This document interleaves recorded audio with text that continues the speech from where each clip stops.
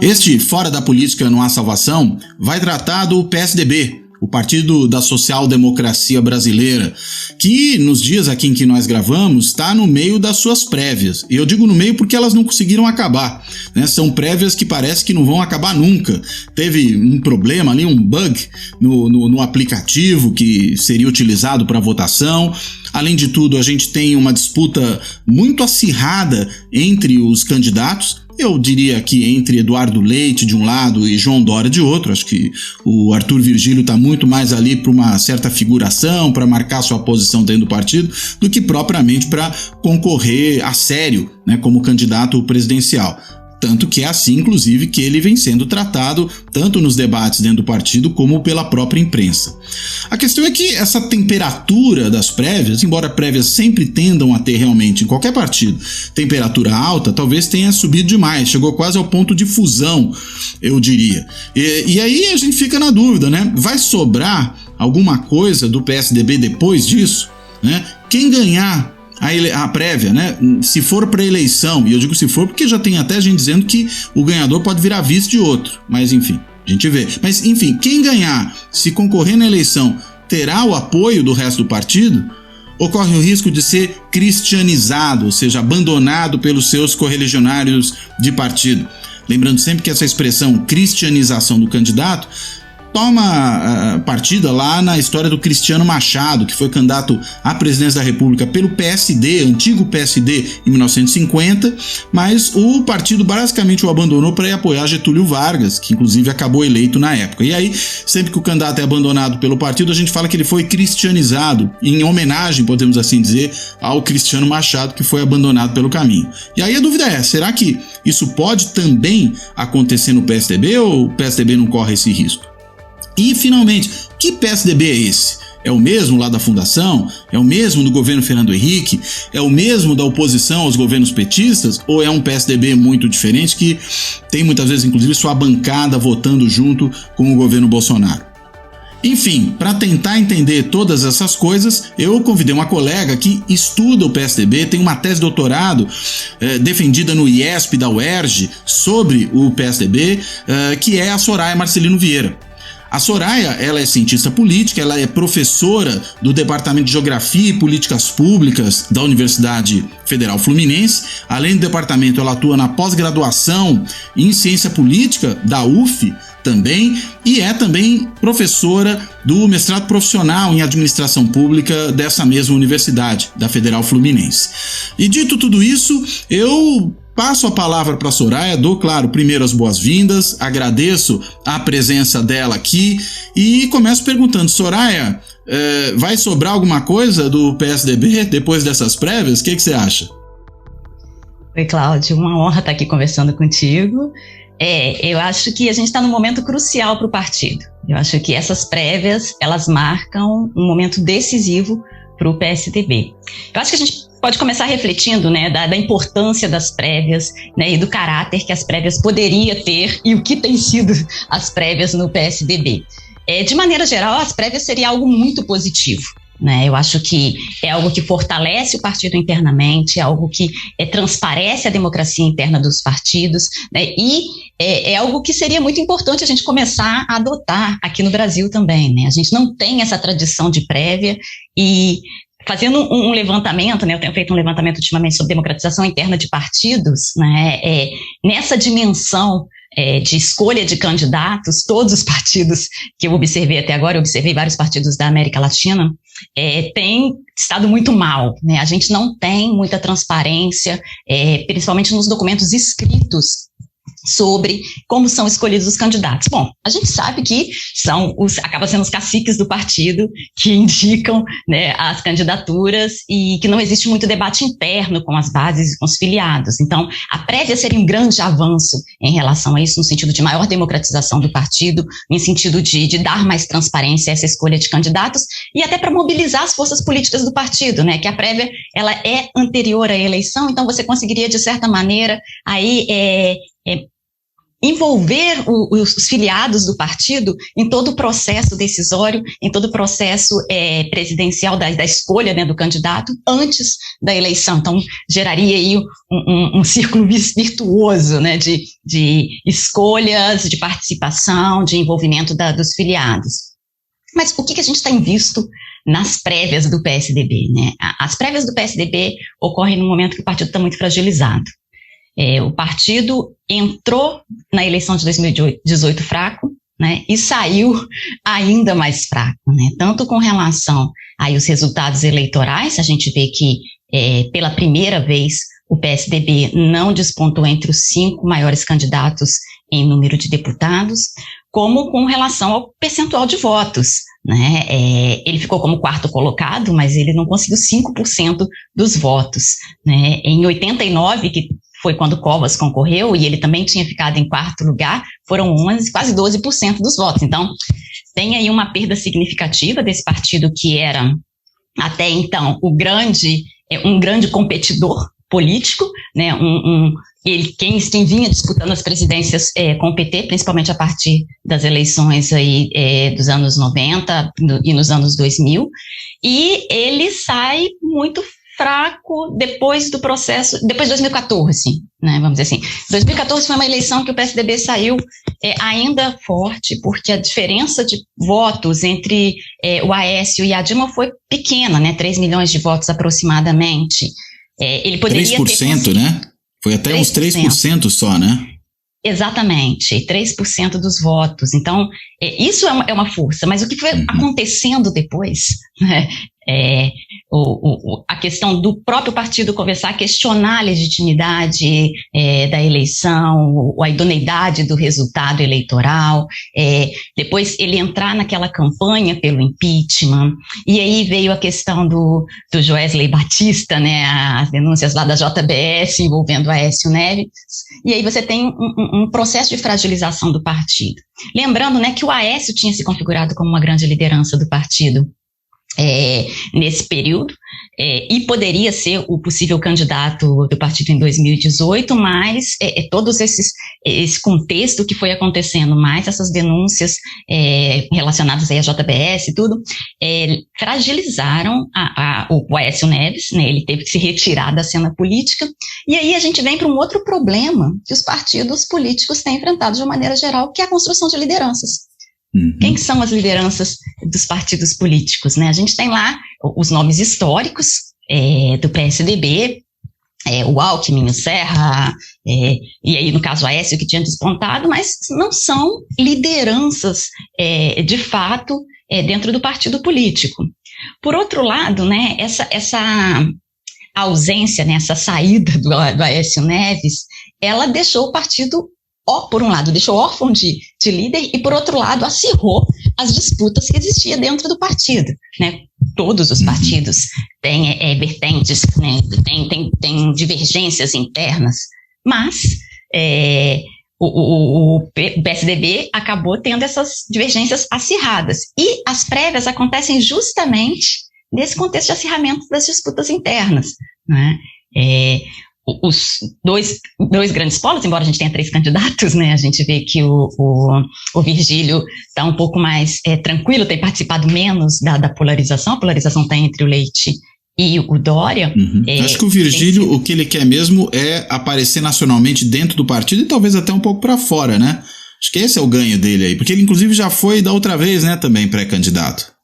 Sim, esse é o ganho dele. Ele, na verdade, não tem feito essa disputa acirrada, né? A gente tem visto a disputa girando mesmo em torno do Dória e do Leite. O que está acontecendo, né, o que seria super saudável, é a disputa de planos, de ideias, de projeto, né? Isso é o que a gente esperaria de uma prévia. Mas o que está acontecendo são disputas pessoais, praticamente, entre esses 2 candidatos. Então, tudo aquilo que costuma ficar no interior do partido, né, dentro das convenções, nos debates internos, saiu dos muros do partido e veio para o debate público, né? As divergências entre Dória e Leite, né, que a gente tem observado aí nos últimos dias, que está o tempo todo na mídia, não é difícil de encontrar no interior do partido, nos debates internos ao partido, né? Mas o que os partidos costumam fazer é se blindarem e para que essas disputas não sejam exteriorizadas, né, mais que por dentro, né, internamente, haja brigas e um tentando degladiar o outro, né, externamente o partido tenta se mostrar coeso. Roupa suja se lava em casa, né? A velha ideia. Exatamente, né? Exatamente. Roupa suja se lava em casa. E é o que a gente historicamente tem visto com relação aos partidos, né? E o PSDB não conseguiu controlar essa disputa, e essa disputa saiu do partido e ganhou o debate público. Está aí na mídia o tempo todo, né, o debate. Então, assim, em vez de a gente estar observando um debate de ideias, de propostas, de projetos, a gente está vendo uma disputa pessoal, né, entre os dois candidatos que são os candidatos mais competitivos nessas prévias. Agora, uma coisa que chama a atenção, não sei se você concorda com isso, você falou da disputa pessoal entre os dois. A minha leitura, não sei se você concorda com ela, é que a prévia quase que apareceu por uma imensa resistência no partido como um todo à postulação da candidatura presidencial pelo João Dória. Né? Parece que o João Dória, enfim, tem uma imensa resistência fora do partido, não é só fora do partido, acho que ele tem resistência, por exemplo, aqui na capital de São Paulo, tem resistência em um monte de lugares, né? Mas de qualquer maneira, tem essa resistência, tem um estilo muito agressivo.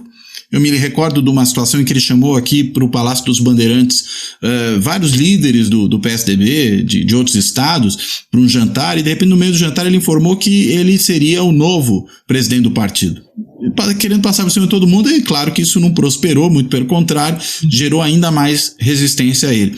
Você percebe que neste caso, nesse momento pelo menos, essas prévias são muito uma forma de tentar bloquear a candidatura do Dória, mais do que propriamente uma disputa de projetos, ainda que pessoais, dentro do partido. A minha leitura, até para ser consistente do que eu acabei de falar, é que o Eduardo Leite, de alguma maneira, aproveitou para surfar nisso. Ele se projeta nacionalmente, era o governador do Rio Grande do Sul, pouco conhecido fora do estado. A gente sabe, historicamente, que é muito difícil no Rio Grande do Sul algum governador se reeleger ou mesmo eleger o sucessor, né, antes da época da reeleição. E aí, enfim, você enxerga dessa forma? As prévias são prévias anti-Dória, antes de mais nada? Eu acho que as prévias são um recado para o Dória, né, que o PSDB não é o partido do Dória. O PSDB é um partido que tem uma trajetória, que tem uma estrutura, que tem uma organização. Então, eu acho que é um recado para o Dória. Olha só, você não vai fazer aqui o que você deseja, né? A gente vai tentar se organizar e entre nós vamos decidir o que será feito com relação ao partido. O Dória tem esse perfil muito agressivo, muito proativo, né? Que, claro, por ser proativo, ele tem uma série de vantagens, uma série de coisas positivas, mas, por outro lado, quando a gente está falando em política, a gente está falando em negociação, né? Você está dentro de um partido político, você não é o único dentro do partido político, né? Existe toda uma estrutura partidária. E, como outros partidos, né, o PSDB tem várias lideranças históricas, várias lideranças que tem atuado já há muitos anos com ideias, né? E cada liderança ou cada grupo ali tem seu objetivo dentro do partido, não é alguém chegar e porque ele acha que tem mais capital político, vai pegar o partido para si e fazer do partido o que ele quer. Então, acho que as prévias foi um recado pro Dória. Olha, a gente vai discutir aqui e não é o que você deseja que vai ser feito, né? Nós vamos, entre todos, encontrar um caminho. Por outro lado, eu acho que o Eduardo Leite sim surfa na onda, né? Ele ele tem muitos anos já de PSDB, já ocupou vários cargos, foi vereador, foi prefeito, né? Agora é governador do estado, e como você disse, o estado do Rio Grande do Sul não tem esse histórico de reeleger governador. É uma liderança jovem, é uma liderança que tem despontado por ser conciliadora, por conseguir atrair, né, atrair adeptos, atrair pessoas que o sigam. Ele conseguiu um apoio bastante significativo para essas prévias, né? Se a gente for ver aí a quantidade de lideranças que apoiam o Leite, e a quantidade de diretórios que apoiam o Leite é bem superior à quantidade de apoios que o próprio Dória conseguiu. Então, assim, o Dória não tem consenso dentro do partido, né? Ele tem bastante divergência com muitos setores do partido rompeu recentemente, rompeu há pouco tempo também com Alckmin, né? Foi uma questão que também acabou vindo a público, uma divergência interna que acabou vindo a público, e eu acho que muito por essa característica dele, esse perfil dele que é mais agressivo, né? Mais proativo. E falta essa capacidade de conciliação, né, que é o que o Leite tem tentado apresentar. Bom, vinha tentando apresentar até esse processo das prévias, né, porque o posicionamento do Leite também, nesses dias agora de prévias, tem sido um pouco de rebeldia, digamos assim, né. Rebeldia em relação ao Dória ou em relação a outras coisas? Em relação ao partido. Ao partido, né? Mesmo? Sim, em relação ao partido, porque o presidente do partido disse que tinha um acordo entre os candidatos, os candidatos às prévias, e aí o Leite desmentiu, né, publicamente, disse que ele não tinha concordado com aquilo que estava sendo falado, que era a questão de adiar as prévias. E isso foi muito mal visto, inclusive, pela coordenação da campanha, né, e ele voltou atrás. Depois ele deu uma entrevista falando que era interessante, sim, tem que terminar as prévias, que o que ele falava não era bem isso, que era com relação à questão dos aplicativos, que o tempo era curto, etc. Tentou consertar. Tentando consertar. Agora, esse PSDB que a gente está vendo agora, né? A gente até recentemente vinha muito uma discussão, por exemplo, entre os chamados cabeças brancas e cabeças pretas do PSDB, né? Os fundadores e essa nova geração, da qual o próprio Araújo, né, o presidente do partido, é um representante, me parece. E o Eduardo Leite também, e até o Dória, numa certa medida, né? Na medida em que ele entrou no partido há muito pouco tempo, deu a facada nas costas do Alckmin, ainda durante a pré-campanha presidencial, quando ele já tentava sair da prefeitura de São Paulo direto para a disputa presidencial, aí viu que não ia dar, correu para governo do estado, abandonou o Alckmin no meio do caminho, já começou a dar sinais para o Bolsonaro, depois virou até o Bolsodória, né? Mas enfim, estamos falando de uma geração que me parece, sob vários aspectos, bem diferente daquela geração fundadora do partido. E aí, consequentemente, também entendo que a gente tem um partido bem diferente daquele partido dos fundadores. Ainda que a gente possa, digamos, apontar momentos aí mais antigos do PSDB, em que pode haver alguma inconsistência com relação àquela imagem de partido de centro-esquerda, social-democrata, que estava lá na discussão da fundação e até no nome do partido. Me lembro aqui do Fernando Henrique, por exemplo, num dado momento do governo Collor, arriscando sugerir que o partido podia apoiar o Collor, né? Ele foi brecado por outros, acho que até pelo Mário Covas, dentre outras figuras naquele momento. Como é que você compara isso que é o PSDB hoje com esse partido que surgiu lá na época da Constituinte, no final dos anos 80? O PSDB, como toda instituição, né, ele muda, né, é um partido e ele vai mudando. E as mudanças do PSDB, elas começaram a acontecer muito cedo, né, o PSDB da Constituinte não é o PSDB do governo Fernando Henrique Cardoso, por exemplo, né, se a gente observa lá todas as pesquisas que tem com as votações nominais, né, o PSDB da Constituinte, ou proto-PSDB, se a gente pode dizer assim, né, aqueles candidatos, aqueles legisladores que saíram e formaram o PSDB, eles votavam alinhados ao centro-esquerda, né, eles estavam à esquerda do PMDB. Mas a gente vê que logo eles começam a fazer essa trajetória, né, de passar para o outro lado do espectro ideológico. Eles vão se aproximando do centro-direita. Então, o partido ele vai sofrendo uma série de mudanças, mas aí eu acho que tem a importância dessas figuras, né, dos cabeças brancas, de tentar trazer sempre o partido para o seu lugar inicial. Né, a gente vê que o Franco Montoro, inclusive, lá no final do governo Fernando Henrique Cardoso, falava, não, a gente vai ser centro-esquerda, a gente vai ser social-democrata e tal. O partido sempre buscou essa identidade social-democrata. Bom, até o governo Fernando Henrique Cardoso, as eleições dos anos, no início dos anos 2000, né, 2002, 2006, buscava essa identidade social-democrata em todos os seus documentos. Se a gente olha assim, os planos de governo, né, os programas partidários, ele tenta trazer para si essa identidade social-democrata, mas, na verdade, ele sempre foi social-liberal, né? Se a gente vê lá o discurso do Covas, né, o choque de capitalismo do Covas, lá nos anos 80 ainda, né, já é pró-mercado. Então, o que a gente tem de fato, né, historicamente, um partido que flerta com as políticas mais sociais, né, com as políticas mais progressistas no campo social, mas também com as políticas liberais no campo econômico. Esse partido, eu acho que ele ainda tinha esse vigor, né, com esse conflito aí com a social-democracia mais forte até o início dos anos 2000, mas isso já, a eleição de 2014 foi assim, eu acho que um corte, né, um diferencial, porque o Aécio já tem uma outra perspectiva, né, o Aécio já não vem, não busca essa reflexão social-democrata, essa identidade social-democrata, né? O Aécio já é mais pró-mercado em todos os sentidos, e aí isso vai dando um novo tom do PSDB. E hoje a gente vê um partido que ele está com um pouco de dificuldade não, né? Tem bastante dificuldade de se posicionar no espectro ideológico. Porque é o muro que todo mundo sempre falava que o PSDB está sempre em cima do muro? Está em cima do muro, exatamente.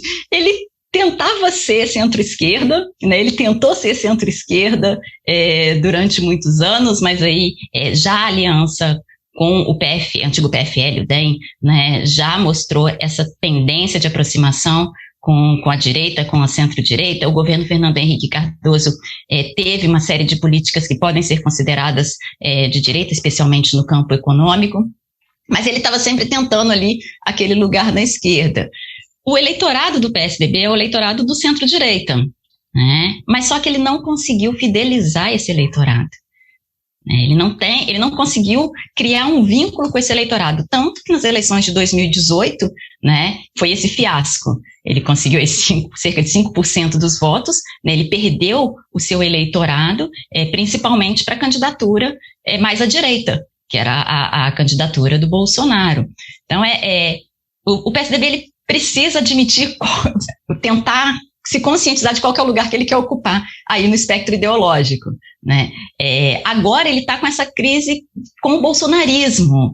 Então, primeiro ele tem que tentar se diferenciar do bolsonarismo. Isso vai ser um grande desafio para quem assumir a liderança do partido, né? Eu acho que essas prévias, para além do pré-candidato, vai aí apontar a liderança do partido. Ele tem que assumir que ele não é bolsonarista. E aí, como que ele vai fazer isso? Sendo como você mesmo comentou lá atrás, né? Tem um índice de concordância altíssimo das votações dos deputados do PSDB com a plataforma bolsonarista. E isso, inclusive, depois que o PSDB manifestou-se como oposição, né? Que depois do discurso de 7 de setembro do Bolsonaro, o PSDB disse que realmente tinha rompido com o presidente e seria oposição.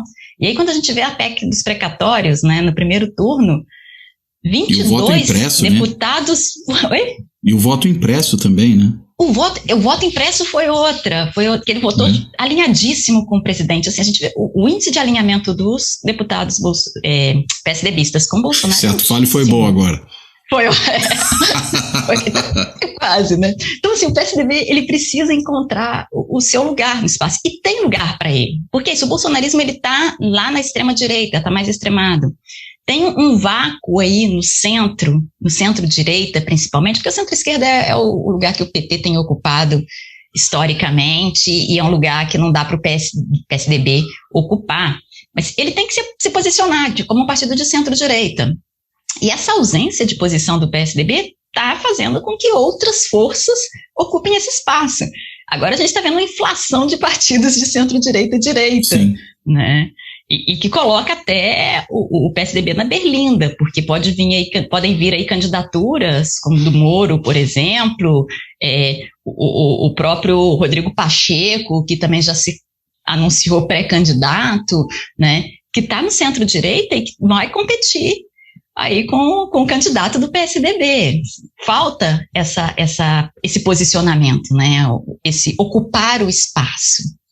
Aliás, né, você falou há pouco, né, que ele sempre foi um partido muito mais social-liberal do que propriamente social-democrata. Acho corretíssimo. Inclusive porque, entendo eu, que pelas características de formação, pelo estilo, pelo tipo de política pública que defende, o Partido Social-Democrata, de fato, brasileiro é o PT, não é o PSDB. Até esses dias, naquele mesmo momento, né, que saiu aquela entrevista do Lula, que deu tanta polêmica, né, tentando passar pano, para usar a expressão da moda, pro Daniel Ortega, para Cuba, etc. O mesmo É o País soltou um editorial defendendo a candidatura do Lula, e apontando o Lula como o social-democrata latino-americano, o mais representativo dos social-democratas latino-americanos. Agora, se esse partido não é social-democrata, lembrei de uma outra coisa. O João Dória, há pouco tempo atrás, discutia a necessidade de mudar o nome do partido. Ele mesmo sugeriu isso, né? Por que esse partido, afinal de contas, se chama social-democrata, então? Olha, não foi um consenso, tá? Na formação do partido não havia consenso com relação ao nome do partido. Então, haviam algumas possibilidades, né, algumas opções, e essa opção de social-democrata, ela era defendida mesmo por esse grupo de cabeças brancas aí, o próprio Covas, o Fernando Henrique Cardoso, o Montoro, né, pessoas que conheciam a social-democracia, e tinham contato com a social-democracia, né? Principalmente o Fernando Henrique Cardoso, que ele teve muito contato com Felipe González, né, na Espanha. Então, ele tinha esse ideário social-democrata como horizonte, mas existia uma divergência. Como o PSDB também foi formado por divergentes de diferentes partidos, a opção de social-democracia não era a única opção estabelecida no momento. Deixa eu só dar os nomes, né, as possibilidades de nome que tinha, né, era Partido Popular Progressista, Partido da Renovação Democrática e Partido da Social-Democracia. Então, houve uma eleição para a escolha do nome do partido, e em segundo turno, o Partido da Social-Democracia venceu essa eleição. Então, não existia um consenso com relação ao nome do partido.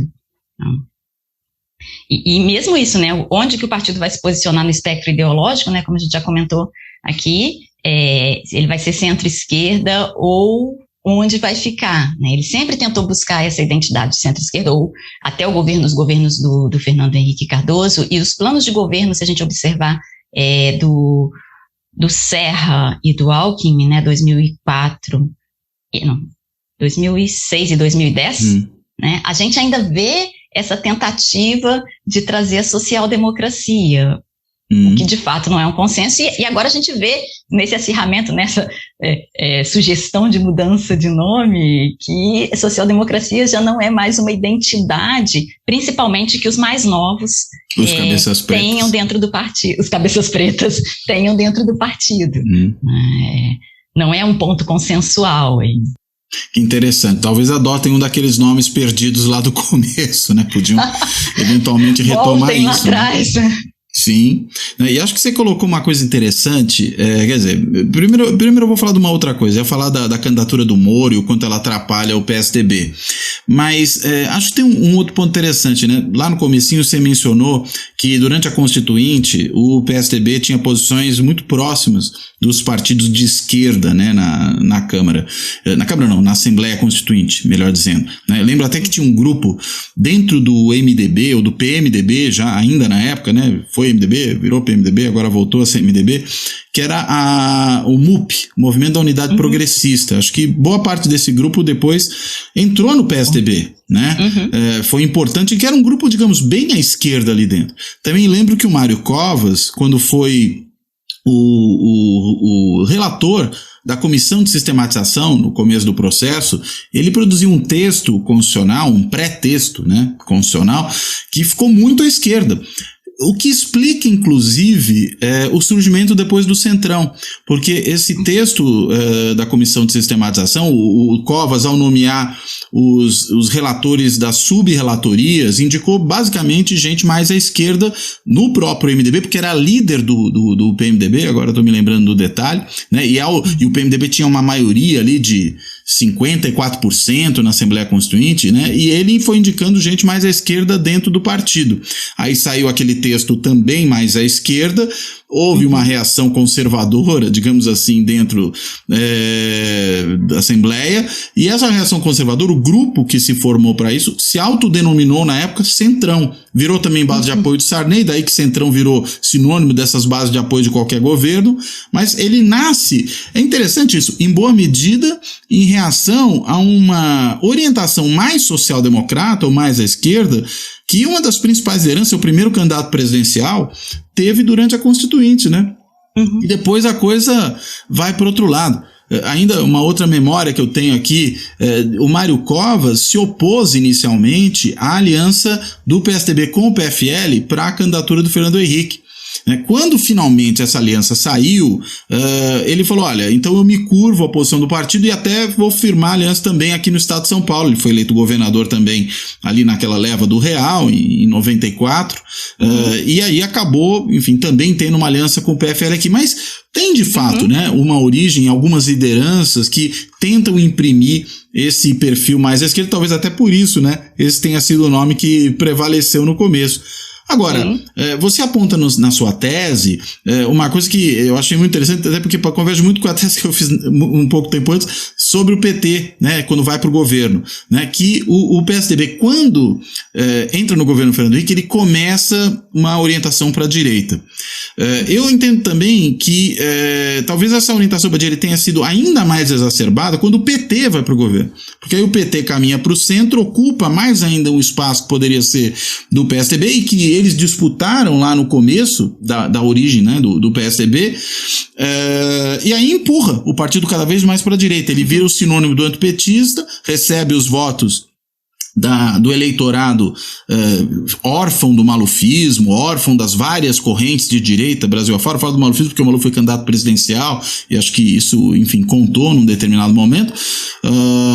E aí, vamos dizer, acho que foi definitivamente para esse lado. Daí talvez essas lideranças, até o Aécio, né, que você mencionou, que nunca teve uma identidade social-democrata.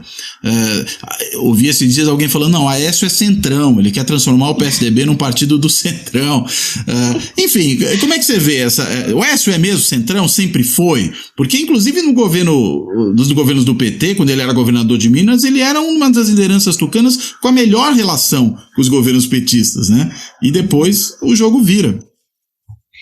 Eu acho que tem uma questão aí de partidos políticos, né, que a gente vem observando. Eu acho que o próprio Michels já chamava atenção lá para a lei de ferro das oligarquias, que o partido, quando ele chega no governo, ele muda no espectro ideológico. E isso aí aconteceu com todos os partidos social-democratas, inclusive da Europa, os que chegaram ao poder depois dos anos 80, né? A necessidade de fazer alianças, né, faz com que o partido acabe indo mais para o centro.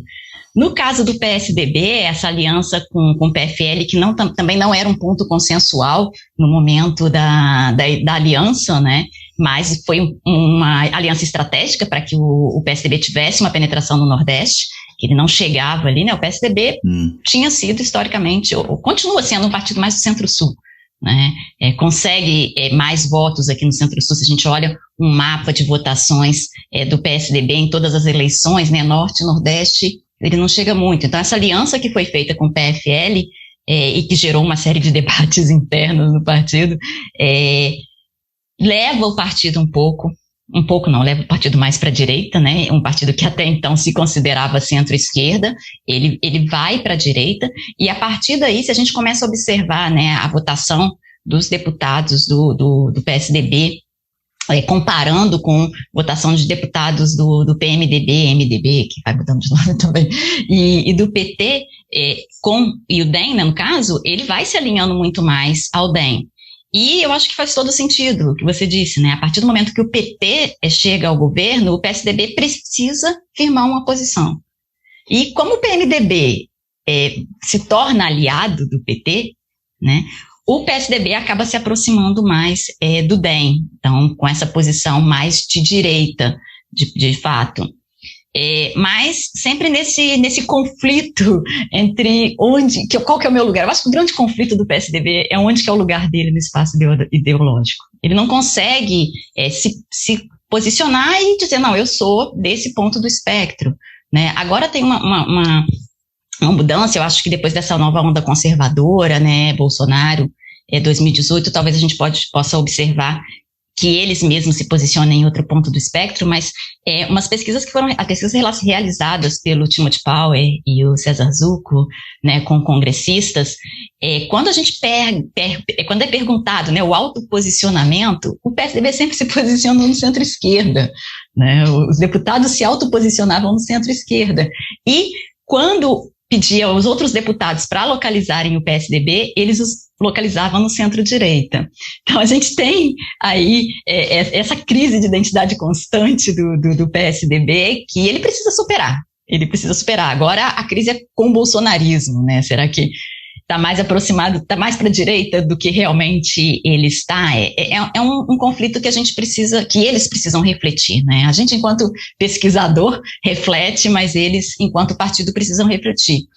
O Aécio, ele é um bom político, né? A gente não pode negar isso. Ele conseguiu ter uma boa relação com o PT, com os governos do PT, mas o Aécio não tem esse perfil social-democrata que aí os cabeças brancas do PSDB têm, né? Ele sempre foi mais pró-mercado. O governo dele no estado de Minas foi um governo de centro-direita, né? Tanto com relação às alianças que foram feitas, como com relação às políticas que foram engendradas. Então, não tem essa característica lá de socialismo, né, ou de social-democracia que o PSDB apresentava lá na sua fundação e nos seus momentos iniciais.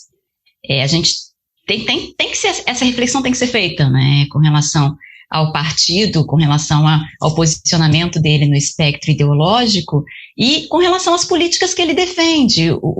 Essa falta de identidade acaba comprometendo o programa do partido, né? Qual que é o programa que o PSDB tem hoje? Qual que é o projeto de país que o PSDB tem hoje?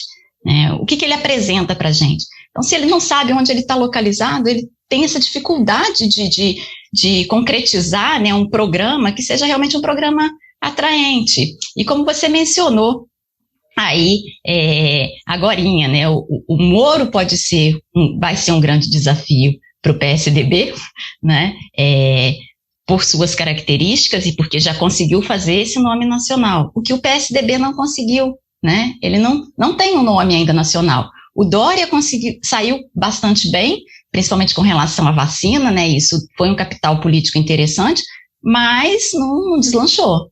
Não decolou, né, a candidatura do Dória. Em termos de conhecimento no Brasil, ele é relativamente conhecido, ele é mais conhecido que o Eduardo Leite, por exemplo, mas ele não tem intenção de voto suficiente, né? O Moro já começou a disputa com mais intenções de voto que o próprio Dória. E o Eduardo Leite, era um desconhecido na política nacional até as prévias, digamos assim, né? Um pouco antes das prévias, quando ele começa a aparecer um pouco mais na mídia, a tentar se projetar.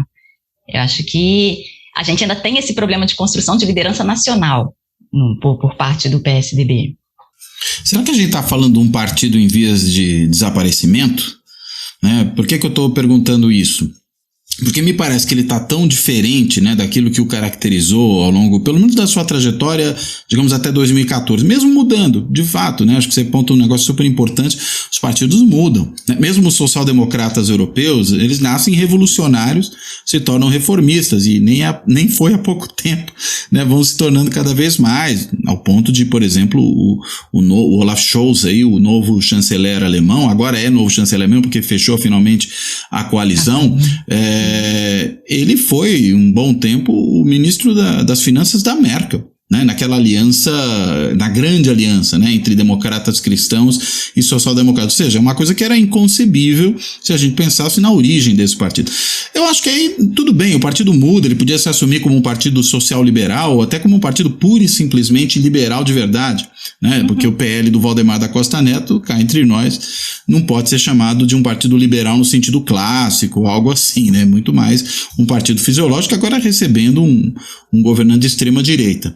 Mas a minha dúvida é, né, se vai fazer muito sentido, porque essas prévias, elas me parecem estão dilacerando o partido, né? Entendo que quem ganhar provavelmente não só não vai ter o apoio do outro, mas tem o risco do outro grupo muitas vezes deixar o partido. O próprio caso da candidatura do Moro, né, pelo Podemos, quem é o grande líder do Podemos? Álvaro Dias, que foi do PSDB, foi governador do Paraná pelo PSDB, foi até, se não me engano, líder do PSDB no Senado em algum momento, ou seja, teve posições muito importantes no PSDB e hoje criou seu próprio partido, criou o Podemos, né, que é, digamos, muito mais claramente do que o próprio PSDB se tornou talvez uma tentativa de reeditar a velha UDN, né, algo assim, né, com um discurso muito moralista, muito anticorrupção e ao mesmo tempo orientado para posições francamente liberais na economia, né? Não sei se em outras áreas, mas na economia, isso, acho que não em outras áreas, para ser mais objetivo, mas na economia muito claramente.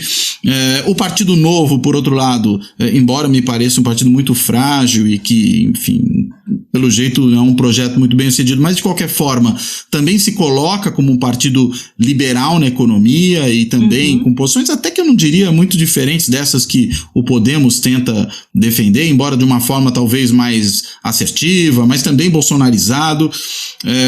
Se é para aderir a governos, o PMDB faz isso muito melhor. O PSD do Kassab faz isso com maestria, né? Ou seja, eu acho que, enfim, a minha dúvida, e essa na verdade é a pergunta para eu deixar um pouco mais clara, não é só qual é o lugar do PSDB, digamos, no cenário programático. Acho que esse é um ponto, né? E acho que, enfim, você colocou muito bem e é parte do problema.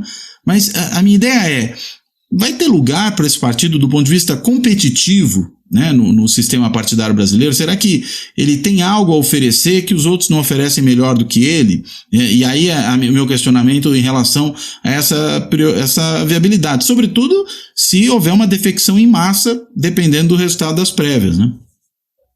Olha, Cláudia, esse é um ponto muito importante. Eu acho que é um ponto que o partido deve estar refletindo nesse momento, que as prévias podem ter surtido o efeito contrário ao que eles esperavam, né? Em geral, as prévias servem para unir o partido, né? E que vai ter uma adesão de todos os grupos a quem sair candidato, etc.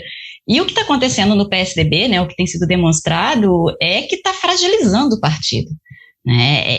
Existe o risco real do candidato perdedor não aceitar o resultado das prévias. E esse não aceitar o resultado das prévias vai desde uma tentativa de judicialização, né, questionando o resultado das prévias, até uma debandada de fato do partido. Ou, pior, talvez, né, ficarem no partido e não apoiarem o candidato do partido. Porque foi o que aconteceu nas eleições de 2018. Vamos fazer que nem o Aécio em 2014 em relação à eleição geral, né? Não aceita o resultado. Não aceita. Se eu não ganhei, não está certo o resultado, né? E o que aconteceu em 2018, né? Antes do segundo turno ainda, a gente já observava uma debandada de tucanos deixando a candidatura do Alckmin. Até uma reclamação que ele tem, né? Que ele falou que faltou envolvimento dos tucanos, de lideranças tucanas em sua candidatura, e isso ficou muito mais claro no segundo turno, quando, inclusive, Eduardo Leite e o João Dória apoiaram Bolsonaro, né? Como você mencionou aí, virou o Bolsodória em São Paulo. Tem esse risco, né? Eu acho que tem sido uma tentativa de dar uma perspectiva de unidade, ou de mostrar um partido mais coeso, um partido mais democrático, né? Um partido unido com as prévias, e o resultado tem sido diferente do que pode ter sido esperado. A interpretação que eu faço das prévias é essa, né, que foi essa tentativa de primeiro mandar um recado para o Dória e depois mandar um recado para a sociedade de que, olha, é um partido democrático, é um partido unido, é um partido coeso. E aí, a eleição de 2022 vai ser crucial para o que será o PSDB depois disso, né? Se a gente tem essa debandada de lideranças, né, seja entrando em outros partidos de momento, ou seja, um pouco mais para frente, formando novos partidos, o partido que já é frágil, já está fragilizado, já está mais fraco, e se enfraquece ainda mais, né? A gente vê quantos prefeitos que o PSDB tem feito ultimamente, a última eleição fez menos prefeitos, né? Tem vindo fazendo menos prefeitos nas últimas eleições, né?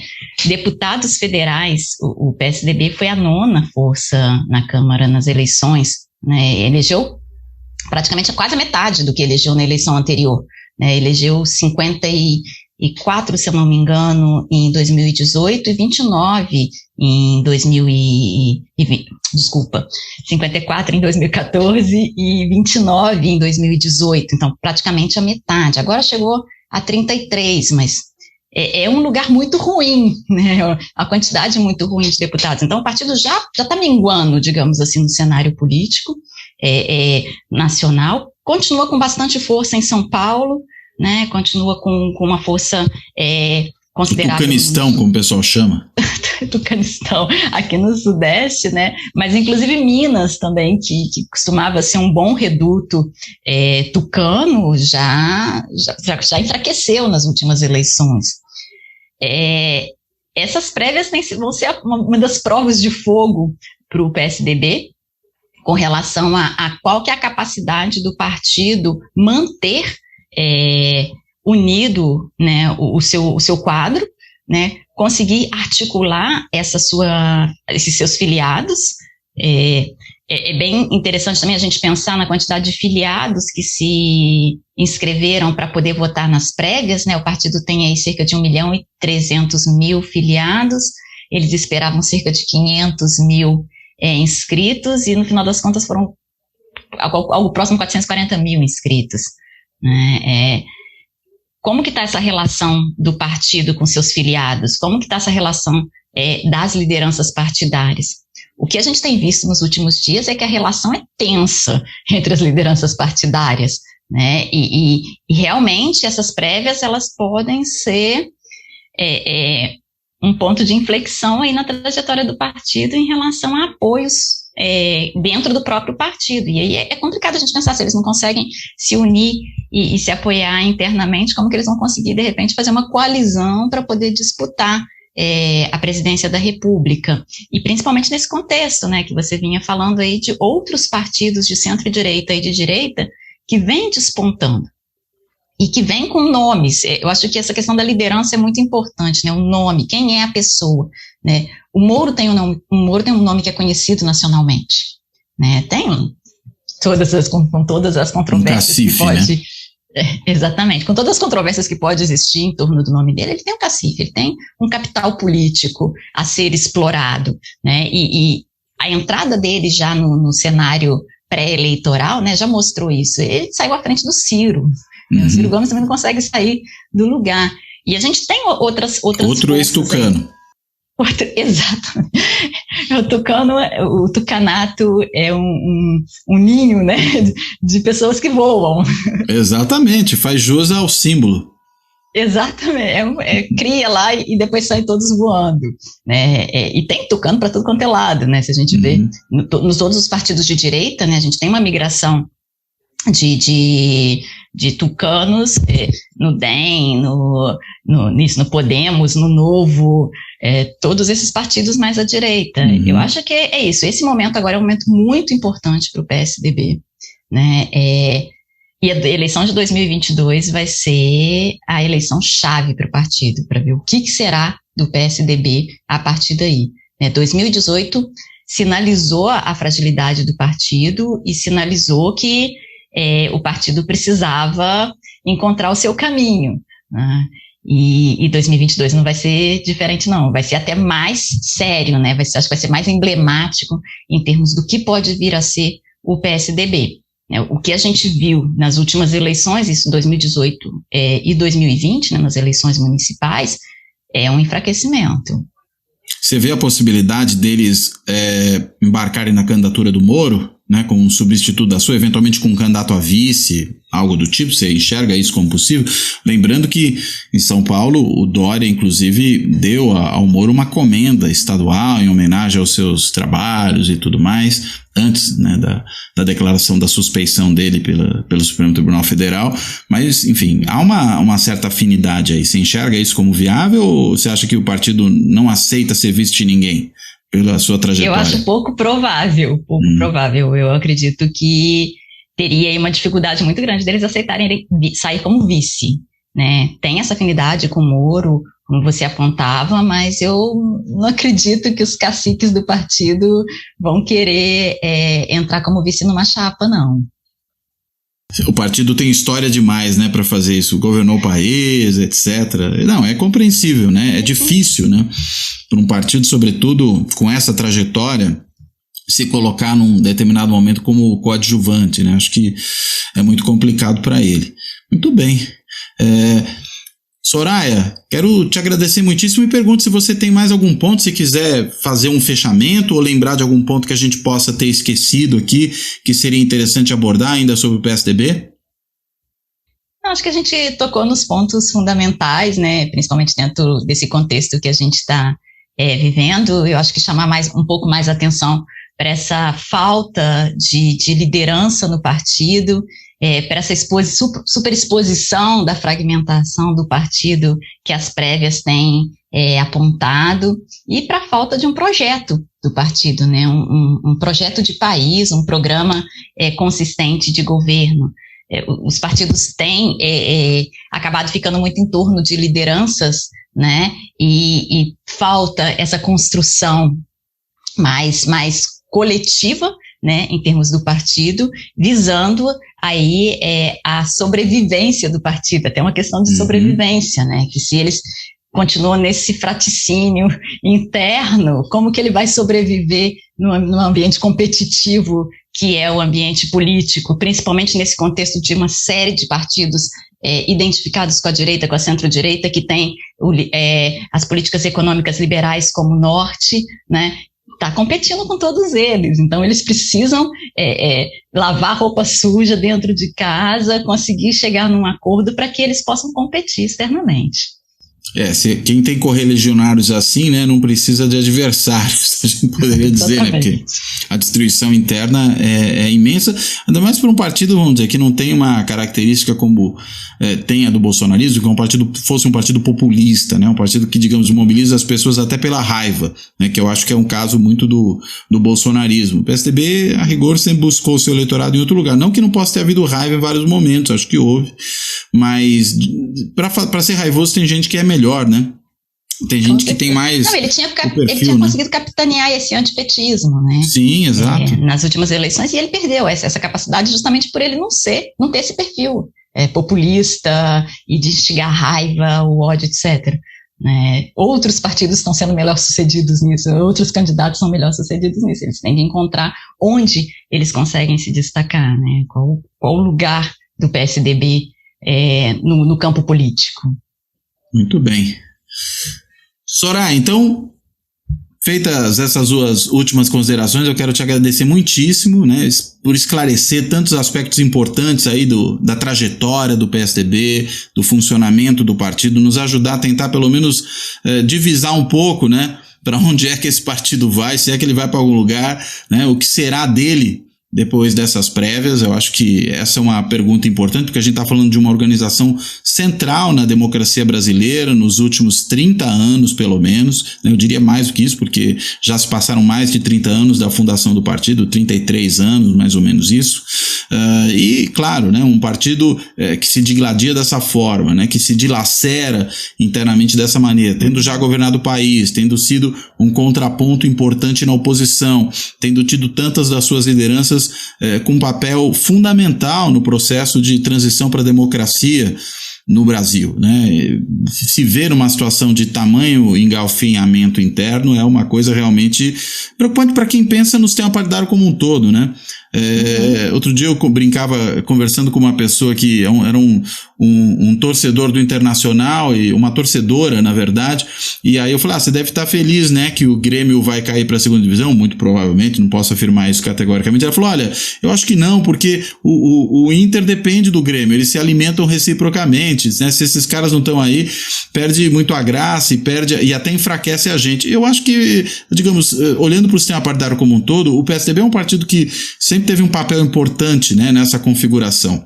E aí, essa situação de fragilização e de pulverização é realmente algo ruim, eu diria, para a qualidade geral do sistema partidário brasileiro. Claro, ele pode ser eventualmente substituído por outro, mas não me parece que haja, nesse momento, qualquer partido que consiga desempenhar o papel que o PSDB desempenhou pelo menos até 2014. Né? Acho que eu não vejo, sinceramente, outro partido que esteja fazendo esse papel. Acho que há um vácuo desse ponto de vista na política brasileira. Enfim.